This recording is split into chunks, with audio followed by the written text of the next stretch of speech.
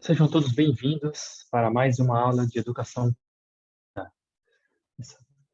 Hoje, nossa aula do nono ano, daremos continuidade ao conteúdo de semana passada.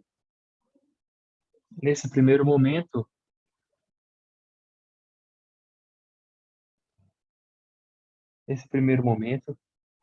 nós daremos continuidade à nossa leitura, que iniciamos na aula passada, que é uma leitura da revista Saúde,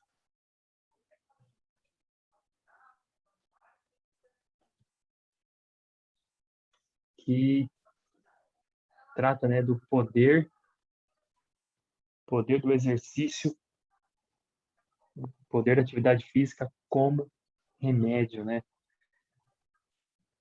Então, nós iniciamos, o nome da reportagem é Exercícios na Receita Médica, que é o poder da atividade física, né, como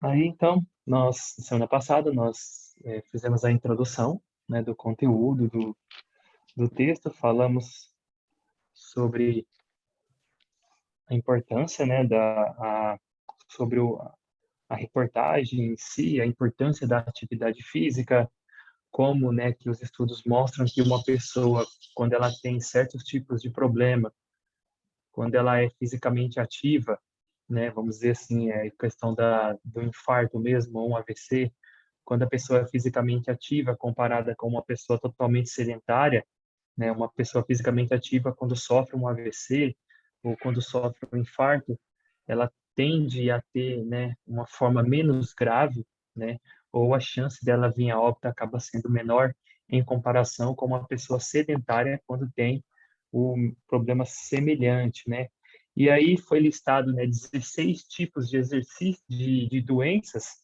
que são combatidas, tratadas ou até evitadas com a adoção de hábitos de atividade física, tá? Boa tarde aí, Emily. Então, nós estamos continuando aí, né? Então, na aula de hoje, nós vamos estar falando da diabetes e da hipertensão, tá? Primeiramente, diabetes. 143,1 milhões de anos perdidos por morte ou limitação física entre a população. Então, eles fizeram um apanhado aí, com base na expectativa de vida das pessoas e no tempo que elas acabaram perdendo de vida saudável. Então, como se computa isso, né?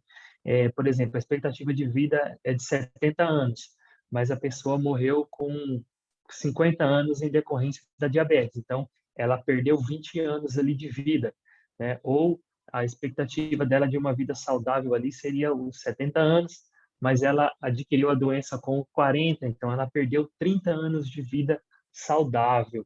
E aí, de acordo com esses estudos, a diabetes, já roubaram aí, nos últimos anos 143,1 milhões de anos, que é o total de pessoas ali que perderam a vida em decorrência da doença ou, que estão tendo que mudar a sua vida, seus hábitos em decorrência da doença.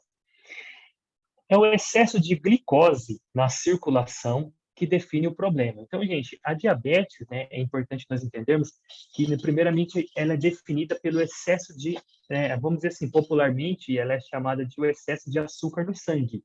Mas, na verdade, o nome certo seria a glicose, porque muitas pessoas acabam confundindo, e aí quando a gente fala excesso de açúcar no sangue, as pessoas acabam atrelando isso a doces, Mas não é somente alimentos doces que podem favorecer o aparecimento da diabetes, o excesso de carboidratos mesmo, como os pães, os bolos, arroz, batata, massa, por exemplo, de uma pizza, massa de lasanha.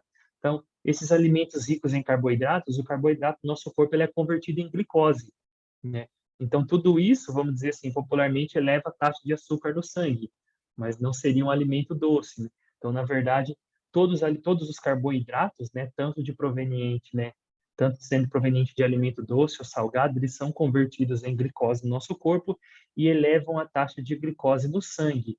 Essa glicose, ela precisa ir para dentro das células, né? Elas precisam entrar para dentro das células para, a partir daí, serem usadas ou transformadas em gorduras, né? E sendo armazenadas em forma de gordura ou em forma de glicogênio, né? Tanto no fígado quanto nos músculos, né? Ou, né? É utilizada durante uma atividade física, ou quando a gente pensa, né? O nosso cérebro utiliza a glicose, que é o principal combustível do cérebro, os nossos músculos, para a gente estar falando, para a gente estar andando, tudo está gastando energia ali. Então, o nosso corpo precisa gastar energia. Então, o que acontece? Algumas pessoas acabam criando problemas, né? Que no caso a glicose, o alimento é quebrado, aí tem a glicose. Essa glicose ela circula, né? Durante nas nossas artérias e ali ela se liga à insulina e a insulina favorece a entrada dela dentro da célula. Então a insulina é como se fosse a chave, né? A glicose precisa da chave para ultrapassar a membrana e adentrar dentro da célula. Só que o que acontece às vezes é que essa insulina produzida pelo pâncreas, né, na diabetes tipo 1, por exemplo, o corpo da pessoa, ele de alguma forma ele julga ali que a insulina, né, que nesse caso seria uma doença chamada uma doença autoimune, aonde a imunidade começa a atacar o pâncreas e aí não há uma produção, né, da forma que seria ideal de insulina ou nem há produção de insulina. Aí a pessoa não tem insulina no corpo, ou tem em baixa quantidade, aí ela precisa tomar insulina para regulamentar os níveis, vamos dizer assim, os níveis de açúcar no sangue, né? Ou seja, para a glicose entrar dentro das células. Outras pessoas, né, devido aos seus hábitos alimentares e falta de atividade física, acabam criando o que chamamos de resistência à insulina, que aí é a maioria dos casos da diabetes tipo 2, né? E aí, nesse caso, a pessoa tem insulina, só que a insulina perde o seu efeito. Ela chega na célula ali e a célula cria uma resistência à insulina. A insulina não consegue abrir a porta para a glicose entrar dentro da célula. Isso acontece principalmente quando a pessoa está acima do peso, uma pessoa sedentária, e aí o corpo, não, vamos dizer assim, não, já está com os estoques elevados ali de glicose, há uma dificuldade de ficar convertendo glicose em gordura, e aí o corpo tenta se proteger, mas essa forma de se proteger acaba causando a diabetes.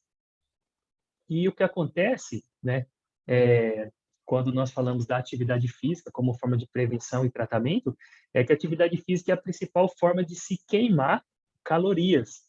E essa queima de calorias, na maioria dos casos, ela pode ser proveniente da glicose, né, do açúcar. Então, se você utiliza o glicogênio hepático, que está no fígado, o glicogênio muscular, que está nos músculos ali, faz com que as células gastem, né, essa glicose estocada, automaticamente, né, a célula vai sentir a necessidade de glicose. Então, ela vai facilitar a entrada da glicose, né, com a insulina, vai criar outros mecanismos para que o açúcar entre dentro das células e, através disso, vai haver uma regulação dos níveis de glicose no sangue e, assim, o controle da diabetes. Então, a pessoa que já tem diabetes, a atividade física vai favorecer dessa forma. Então, ela vai gastar, né, o estoque dela de glicose e, assim, favorece que essa glicose circulante no sangue seja absorvida pela célula e acaba combatendo a glicose. A mesma coisa acontece na prevenção. Se você não tem diabetes e você é um praticante de atividade física, consequentemente vai haver o quê? Vai haver uma queima, né, daquela glicose que está armazenada, e aí, consequentemente, vai haver necessidade de as células estarem absorvendo mais glicose, e aí vai retirar o excesso de glicose do sangue, e, consequentemente, a pessoa não vai ter, ou vai diminuir muito a chance de ter diabetes, né? Voltando à leitura aí, né? Mexer o corpo não só ajuda a usar as sobras de açúcar que ficam vagando pelo sangue, como também favorece a ação da insulina, hormônio que abre as portas das células para as moléculas entrar e virar energia. Curiosamente, a atividade física reduz a glicemia por vias paralelas à dos remédios, conta Bruno Rodrigues, diretor do Departamento de Educação Física da Sociedade de Cardiologia do Estado de São Paulo. Ou seja, as, as táticas se complementam e isso minimiza o risco de danos aos olhos, aos rins e ao coração. Por quê? Os danos aos olhos, aos rins e ao coração. A diabetes, ela se caracteriza porque a pessoa, quando está com a diabetes muito alta, ela acaba danificando, né, os nossos olhos ali, e a pessoa acaba perdendo a visão por causa do diabetes. Outras pessoas têm comprometimento dos rins, né, que são quem acaba excretando o excesso de açúcar através da urina, mas chega um momento que o rim sobrecarrega, tem pessoas que têm problema nos rins, problema cardíaco, porque a circulação é atrapalhada, né, pela ação da diabetes aí no corpo, pelo excesso de açúcar. Então, esses três são os principais pontos aí. Mas no tratamento da diabetes precisa ter um acompanhamento, né, específico ali, de preferência de um profissional de educação física, orientado também pelo médico, né, porque a pessoa vai ter que tomar, né, tem pessoas que têm diabetes e ela acaba usando medicação. Então, tem a medicação de ação rápida e tem a medicação de ação lenta.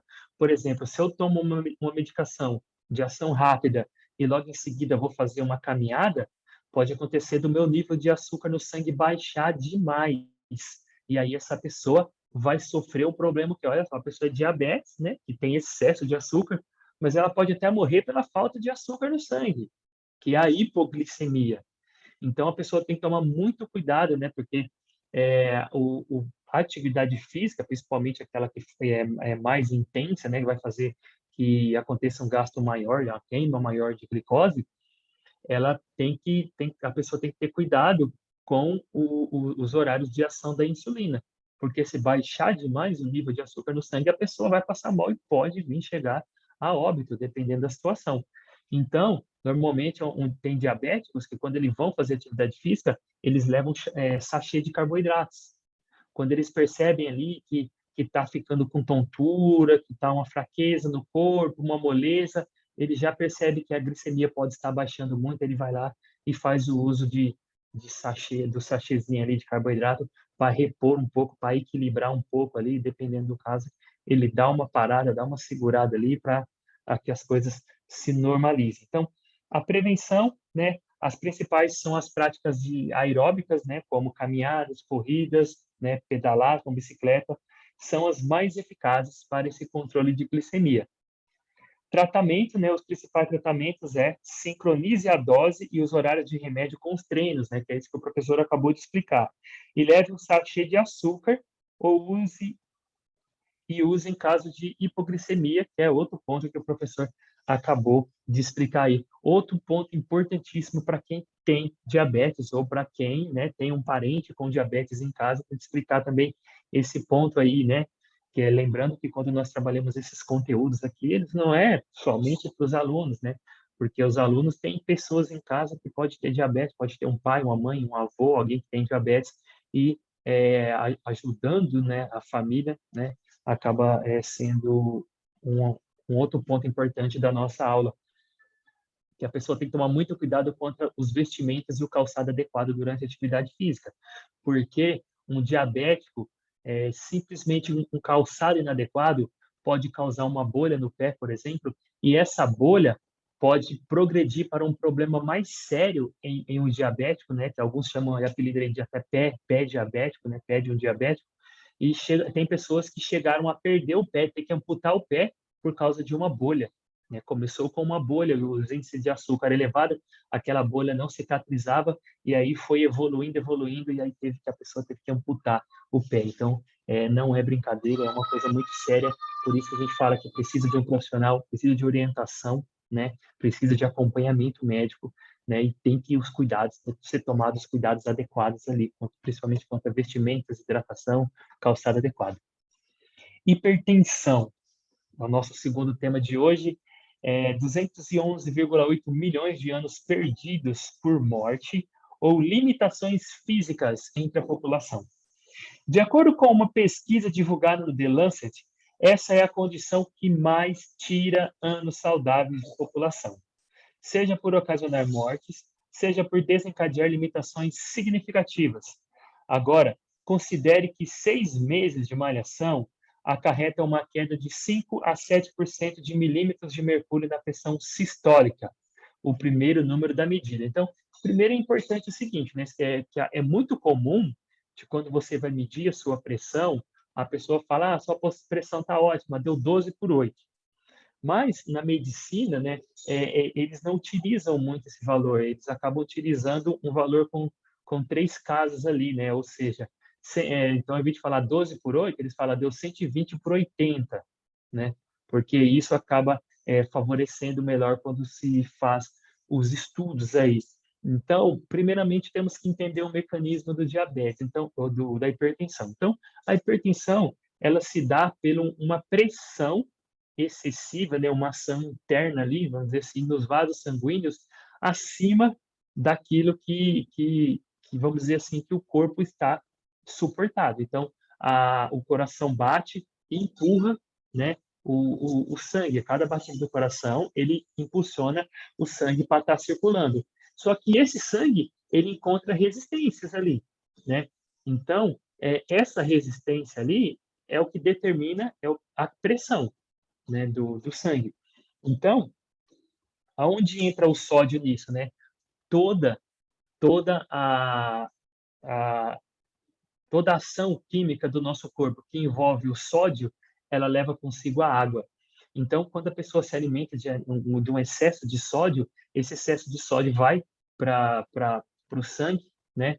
E aí acaba aumentando um pouco o volume, e esse volume, né, junto com uma aterosclerose ali, com um enrijecimento da artéria, uma falta de flexibilidade das artérias, faz com que a cada batida do coração, cada vez que o coração impulsiona, ele encontra uma dificuldade maior na hora de o sangue fluir, porque não há uma flexibilidade, né, da artéria junto com o volume um pouco maior, o volume sanguíneo um pouco maior ali.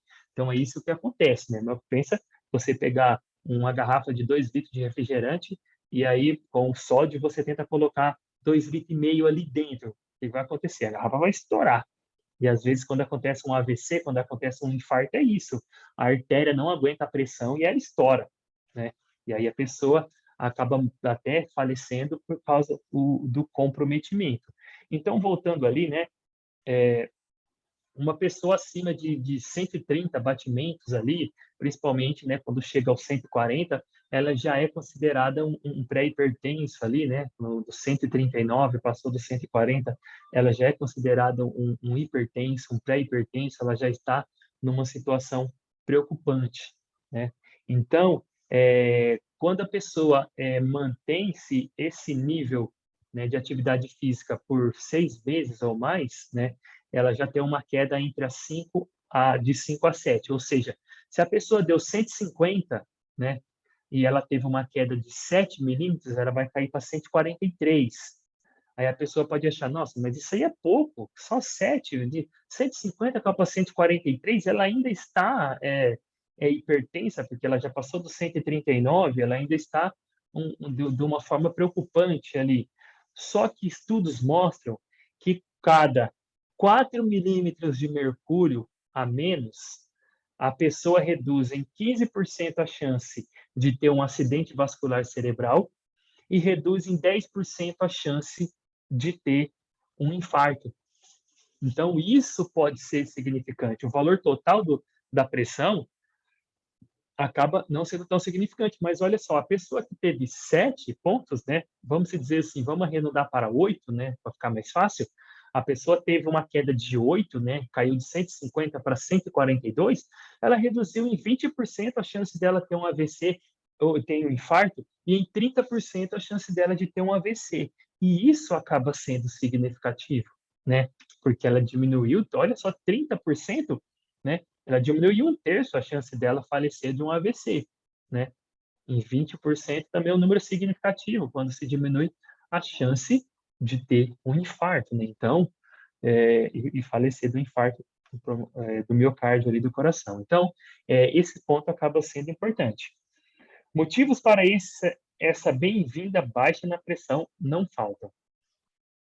Doses frequentes de agito instigam a produção interna de óxido nítrico, que é um gás que relaxa a parede das artérias, fomenta a criação de novos vasos, que facilita a circulação, sincronizam os neurônios para que eles comandam a dilatação do tubo sanguíneo sem atravancos. Então, olha só, durante a atividade física, esse é o primeiro ponto, né? Nosso corpo produz o óxido nítrico, que é uma substância que relaxa as artérias. Ela tem uma função de ser vasodilatadora. Por que isso? Porque durante o exercício a pressão aumenta, né? Estudos mostraram aí, por exemplo, um exercício de leg press, que é um exercício que a pessoa deita no aparelho e empurra uma carga utilizando os dois pés, né? Por exemplo, esse aparelho, né? Teve pessoas durante o estudo ali que acompanharam a pressão e chegou a 190, 200 a pressão sistólica dessa pessoa, né? E por que que a pessoa ficou normal? Por que que a pessoa não passou mal? Tem pessoa que com 160 batimentos, 160 de pressão, 170 já está passando mal. Por que que a pessoa durante a atividade física com 200 não passou mal? Porque o corpo cria mecanismos de defesa. Quais são eles?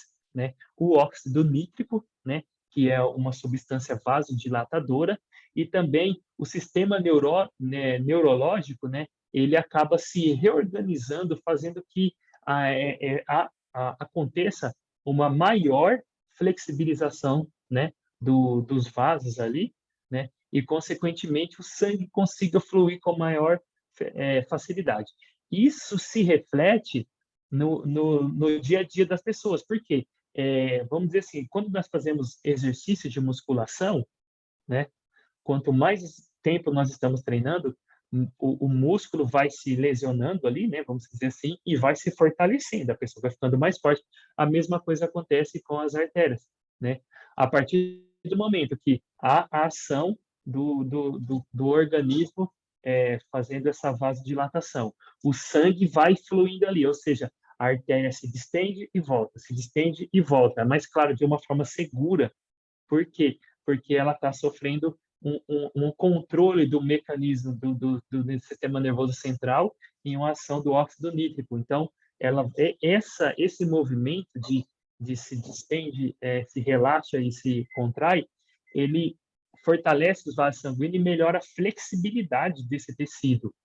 Então, consequentemente, depois que passar terminar o exercício, essas artérias estarão mais flexíveis. E aí isso tende a refletir na pressão arterial, a pressão arterial da pessoa baixa. Outro ponto importante é que pessoas fisicamente ativas tendem a ter os batimentos cardíacos de repouso serem menores. Então, por exemplo, uma pessoa sedentária, ela vai ter, em média, 80, 90 batimentos por minuto em repouso, enquanto uma pessoa fisicamente ativa vai ter 60, 70 batimentos por minuto ali estando em repouso. Então, o esforço do coração ali vai ser menor, né? Então, você contrasta as artérias com as artérias, né, favorecendo, né, trabalhando de forma melhor, né, durante o batimento cardíaco, contrastado com um coração que está mais fortalecido e, consequentemente, precisa fazer menos esforço para fazer aquele sangue fluir para o corpo. Então, isso acaba refletindo em muitos anos de vida para a pessoa, em uma vida mais saudável e o tratamento, a prevenção, o combate à hipertensão, tá bom? Então, sempre esqueçam, né? É importante que essa atividade física seja frequente, a dose, né, precisa ser adequada ali, né? A pessoa tem que tomar muito cuidado, principalmente quem inicia o programa de treinamento, né, de não iniciar com uma dose muito elevada, né, a intensidade muito alta, né? Claro, depois de meses ali de treinamento, a pessoa pode evoluir de uma simples caminhada para uma corrida, né? Ou já está numa corrida, pode passar por um treino intervalado, aí ela diminui o tempo de exercício e aumenta a intensidade. Então, tudo isso vai ser trabalhado com o tempo, tá? Então, agora vamos avançando aí um pouco, né? Agora, a próxima aula nós daremos continuidade, né? Vamos estar falando do colesterol e da obesidade. Então, essa foi a continuação da nossa leitura. Emily, ficou alguma dúvida? tem alguma pergunta para fazer referente com base nisso que o professor comentou?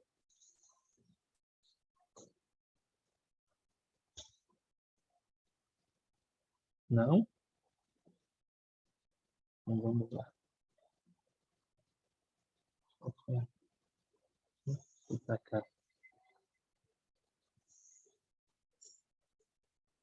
Vou achar o caderno do aluno aqui. Eu perdi. Oitavo ano. Aqui.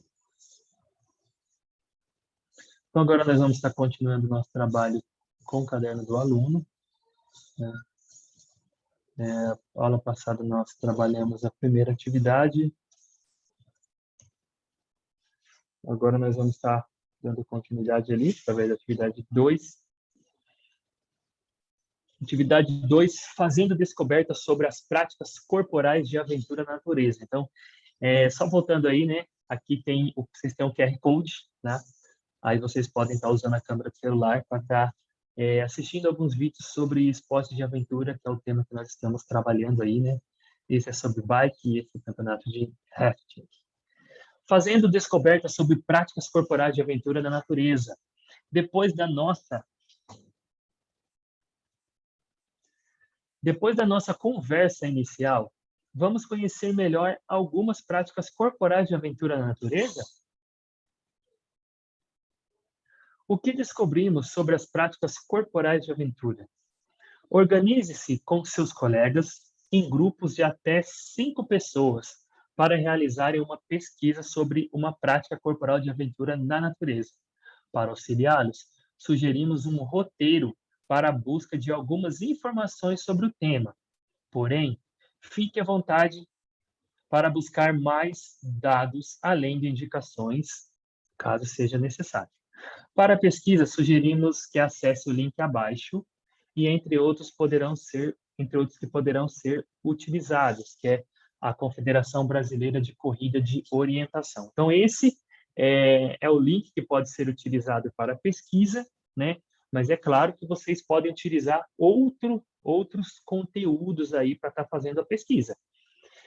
Gente, é uma pesquisa em grupos, tá? Vocês podem ver aí que o texto ele fala, só que eu costumo trabalhar da seguinte forma, principalmente nas nossas escolas, que são escolas rurais, tá? Então, é o seguinte, é, quem tem a possibilidade de fazer sozinho, quiser fazer sozinho, pode fazer sozinho. Quem quiser fazer em duplas, em trios, em quartetos, quintetos, pode fazer da quantidade de alunos que vocês acharem mais conveniente, tomando, claro, os cuidados necessários, né, nesse momento aí de distanciamento, os cuidados com a questão do coronavírus. Mas o que eu peço é que cada um tenha a sua atividade, tá bom? Então, se vocês fizerem duplas, cada um tem que ter o seu conteúdo no seu caderno. Se vocês fizerem trio, cada um tem que ter o seu conteúdo no seu caderno, tá bom? Por enquanto, nós vamos pedir, né, tem a segunda etapa ali que nós vamos falar depois, para que vocês mantenham essa atividade no caderno de vocês, com vocês, e aí, se nós voltarmos, né, o mais rápido possível para o presencial, nós vamos socializar essa atividade, se não, aí, quando estiver próximo do final do bimestre, o professor solicita para vocês enviarem imagem desse conteúdo, dessa atividade, tá? Então, aí tem um roteiro que vocês terão que pesquisar. Onde e quando surgiram essas práticas? Exemplo, corrida de orientação, o rapel, o arvorismo, o mountain bike. Aonde surgiu essa prática? Então, vocês vão pesquisar sobre o surgimento dessa prática, da prática que vocês escolheram. Peraí, deixa eu só mandar uma mensagem para o... Peraí. Desculpa, Emily. Caiu, acho que a internet deu uma caída aqui e caiu o compartilhamento do conteúdo. Eu estou falando aqui, achando que o conteúdo estava aparecendo para você e não estava aparecendo. Peraí que eu vou responder o Eduardo, que ele está mandando mensagem.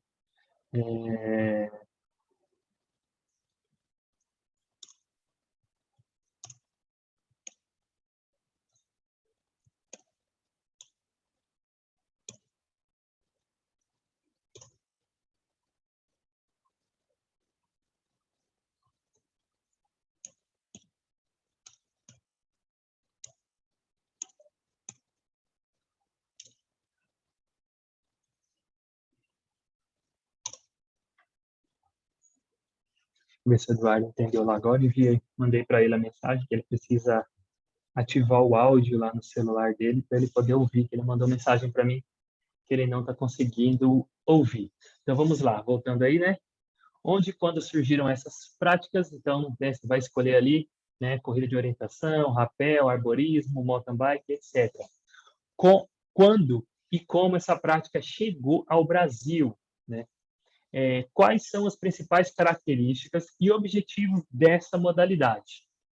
Cite quais são os equipamentos e instrumentos específicos utilizados nessa modalidade, né? Então, por exemplo, se você vai fazer de mountain bike, você pode colocar que utiliza bicicleta, que utiliza GPS, que utiliza equipamentos de proteção, como capacete, por exemplo, eles podem estar escrevendo ali.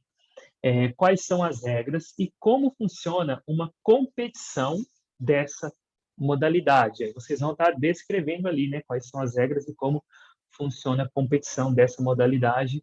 É importante, né? Vocês podem estar colocando ali a pergunta, vocês podem responder, fazer a atividade tanto em forma de, né, respondendo uma pergunta de cada vez, ou também pode estar colocando para que seja respondido em forma de um texto, né? Você pode estar colocando ali e descrever todo esse conteúdo, esses pontos aí, mas que a sua atividade esteja disposta em forma de um texto ali. Então, você pode fazer a pergunta fazer em forma de pergunta e resposta ou em forma de um texto que contenha todo esse conteúdo aí, tá bom?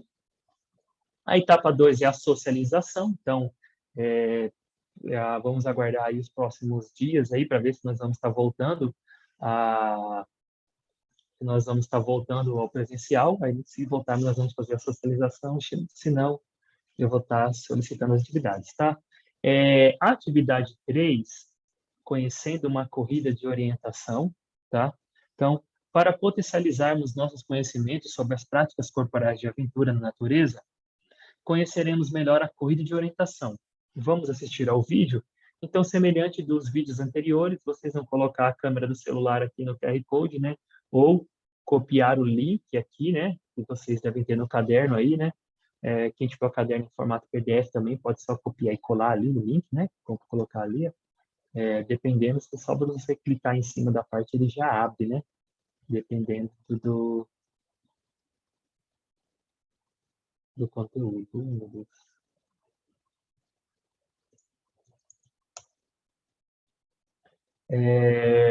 Aí, caros estudantes, entender o espaço implica necessariamente saber se orientar e se localizar. Antigamente, navegadores, pescadores e viajantes não dispunham de objetos de orientação, como os modernos GPS de hoje. Eles tinham que se orientar pelos rastros, métodos que ainda hoje têm grande utilidade, apesar de ser mais raro nos dias de hoje. Se você se perder em uma mata, por exemplo, conhecer esses pontos fará grande diferença. Para experimentarmos nossa prática corporal nesse bimestre, iremos discutir como aprender a se orientar e se localizar. Então, nas próximas atividades aí, na próxima aula, nós vamos estar trazendo alguns vídeos aí que vai estar apresentando aí, né, de como nós podemos fazer uma bússola, né, utilizando equipamentos simples aí para que nós possamos nos orientarmos melhor, né, em um local aí, né, numa floresta, assim, algo assim, né? E também vou estar trazendo um outro vídeo, né, que é sobre uma atividade, né, de corrida de orientação que nós vamos estar elaborando também aí mais para frente, tá bom? Emily, obrigado, né, por sua participação, por estar aqui, né? Nosso tempo está se esgotando aí. Se ficou alguma dúvida, alguma pergunta, vocês podem estar fazendo, tanto da atividade. O Eduardo não conseguiu ativar, né? Depois eu vou responder ele lá no WhatsApp, lá no particular, e vou estar explicando para ele o que deve ser feito para que na próxima vez ele consiga entrar e já ativar o áudio ali, para que ele possa estar a, ouvindo ali, a, podendo escutar e podendo interagir, né? Porque ele não consegue, se você não ativar o áudio no celular, você não escuta e você também não fala, né? Não pode perguntar nada aí, porque o seu áudio está desativado, tá bom? Então, gente, tenha uma ótima semana. Muito obrigado pela participação de vocês, tá? Vou estar cobrando aí novamente, né, outros alunos para que possam estar, que mais alunos possam estar participando e principalmente também, né, que possam estar assistindo as nossas aulas ali, tá bom?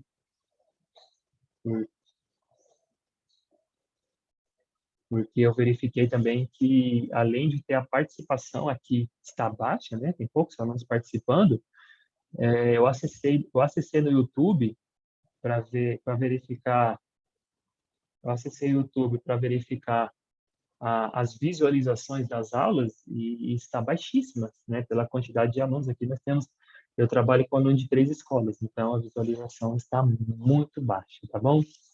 Gente, fiquem com Deus. Muito obrigado pela participação de todos e até a próxima aula. Não esqueça da pesquisa, qualquer dúvida, chame o professor lá no WhatsApp que eu vou estar respondendo, tá bom? Muito obrigado. Até a próxima aula. Tá?